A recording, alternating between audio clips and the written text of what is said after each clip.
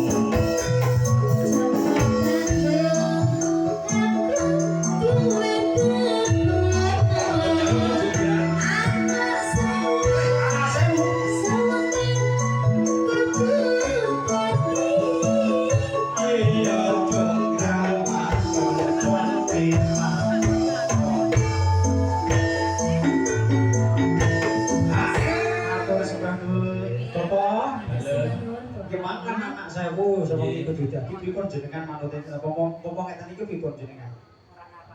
Atasi napa mboten? Bapaknya nggak mampu mas. Aku enggak mampu golek gambar Sarawak ya, Sapi. Ye. Ya mampu wae. Mampu. Sampeyan 1000 wong nek dadi ngono kae luwih ana 5000. Saiki tak umpama kowe karo Pak iki piye? Umpama lho. Oke. Ya ora piye